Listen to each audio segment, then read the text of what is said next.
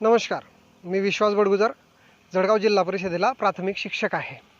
नमस्कार, मी विद्या Badgujar, BSc agriculture करून मी गृहिणी आहे. आज या ठिकाणी मी तुम्हाला नैसर्गिकरित्या वृक्षारोपणाची पद्धत समजावून सांगणार आहे. या पद्धतीने लावलेले वृक्ष 100% जगतात.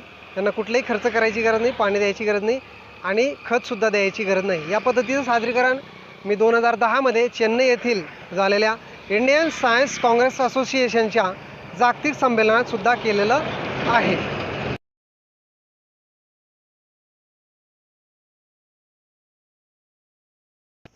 अशा पद्धतीने एखादं कुठलंही काटेरी झाड घ्यायचं, ज्या झाडांना काटे वगैरे असतात, त्या झाडाच्या मुळांजवळ थोडा खड्डा खोदायचा.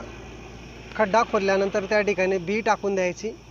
बी टाकल्यानंतर त्याच्यावर माती लोटून द्यायची. या ठिकाणी मॅडमांनी एक आंब्याची कोय आणि चिंचेचं बी टाकलेलं आहे आणि बस विसरून जायचं.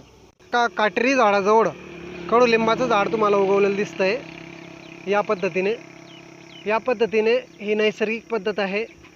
बी टोचून द्यायचं आहे फक्त आपल्याला काटेरी झाडाजवळ.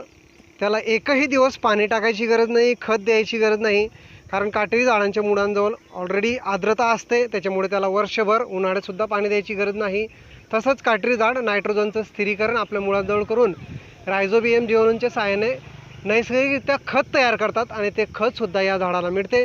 आणि या पद्धतीने लावलेलं झाड 100% जगतात. एकही झाड कधीच मरत नाही. काटेरी झाडाजवळ झाड लावल्यामुळे बकरीसारख्या जे गवत खाणारे प्राणी असतात त्यांच्यापासून या झाडाचे हे काटेरी झाड संरक्षण करते. एक आईप्रमाणे त्याची काळजी घेते. आणि उन्हाळ्यात जेव्हा बाहेर 47, 40, 45, 47 सेल्सिअस तापमान असते, तेव्हा झाडांखाली या सावलीमुळे तापमान फक्त 20 ते 25 किंवा 30 अंश सेल्सिअस असते आणि या झाडाचं नैसर्गिकरित्या तापमानापासून सुद्धा संरक्षण.